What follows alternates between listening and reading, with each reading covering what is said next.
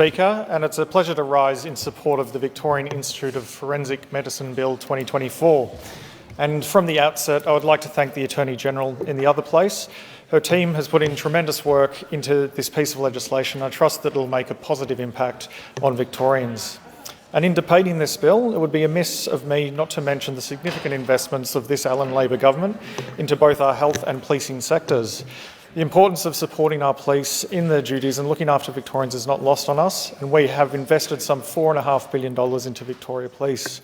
This makes a practical difference on the ground, with more than 3,600 new police officers sworn in, protecting our communities. And Acting Speaker, these officers graduate at the incredible Victorian Police Academy. This magnificent facility is located in the heart of my electorate, along Viewmount Road in Glen Waverley, and I recently had the pleasure of joining the Minister for the Prevention of Family Violence and the Attorney-General in the other place at the Academy last week to look at the Centre for Family Violence, to learn about the incredible work that goes on there. And I again thank the Ministers for their generous time and look forward to continuing the work together in ensuring that the Glen Waverley District is a safe and vibrant community. Much is said about crime and youth justice, and I want to make a specific point about this topic. The vast majority of young people who commit crimes are suffering from mental health illness, come from an unstable upbringing, or are in financial distress. The way in which we deal with these individuals should always ensure that whilst appropriate punishments are handed out, we make every effort to ensure that they do not live a life of crime. We must do everything in our power to give every child, no matter their background, a hope that tomorrow will be a better day. And we must give them hope that they can get an education and that they can get a good job and that they can live a successful and fulfilling life away from crime. The Premier and many members have on multiple occasions stressed this point, and I also wish to add my voice to this in relation to this bill, as it seeks to improve our justice system. And Acting Speaker, it is an imperative that we work closely with the doctors, teachers, carers, support workers and everyone on the ground to guide our young people onto a path where their sense of belonging is with responsible role models and not criminal gangs. I cannot accept that we should put a blanket label on children who have committed a crime, some still in primary school, to a chance to turn their life around and learn right from wrong and create a better future for themselves. I would ask members opposite to think about the long-term benefits for our state. Instead of a lifetime of jumping from prisons to correctional facilities, these kids could live a life contributing to society.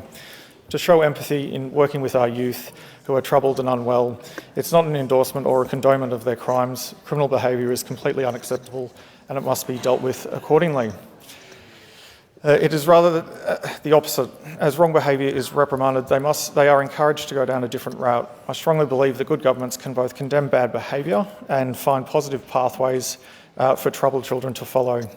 The other component of the Victorian Institute of Forensic Medicine's Bill 2024 concerns how the VIFM can improve its service delivery in regards to our medical and health sectors. This government's record of strengthening our hospitals and healthcare system cannot be understated, specifically in the eastern suburbs of Melbourne. The most recent budget entailed an overall package of $572.5 million for the Monash Medical Centre at Clayton.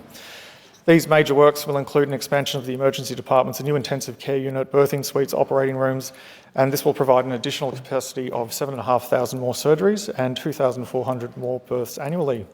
This is especially important for residents in the Glen Waverley electorate, as they directly benefit from having such a world-class medical facility nearby. Further evidence of this government's commitment in backing in our hospital system is the fact that we've come into government, we've recruited more than 5,000 additional doctors and 13,000 additional nurses. I must also mention the Allan Labor government's funding of the priority primary care centre clinics.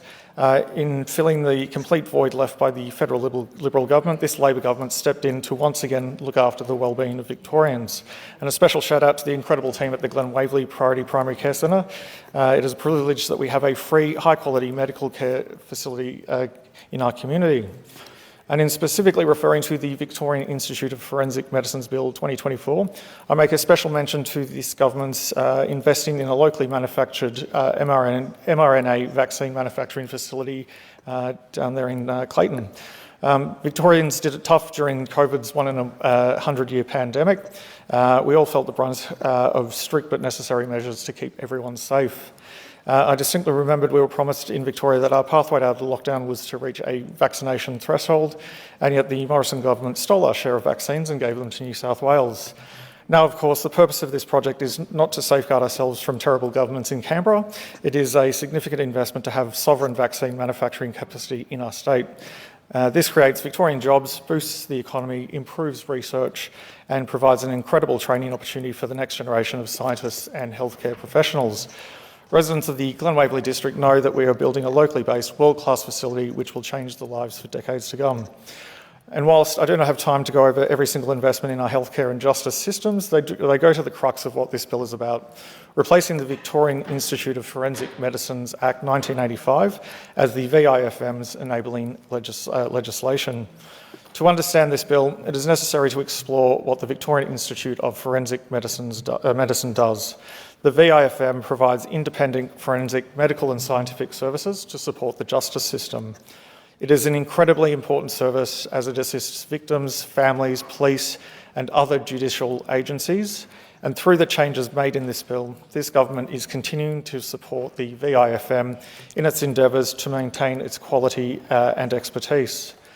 Since its inception in 1985, the VIFM has consistently provided world-class forensic pathology and medical breakthroughs which have transformed the way it serves the community. This reputation has exceeded Victoria's borders as it has expanded its knowledge nationwide and internationally by building partnerships in nations such as Bhutan, Ukraine, Lebanon and Armenia. The VIFM represents the best of Victoria's innovation and research. And in keeping with this government's proud record of investing in our healthcare and justice systems, $93.1 million was provided in 2021 to expand capacity and improve its infrastructure. And in 2023, $19.47 million was granted to transition to a new service delivery model. From investigating head injuries in sport to researching technology-facilitated sexual assault, this vital program must have the necessary legislative guidelines to ensure that we as a state can maximise its benefits.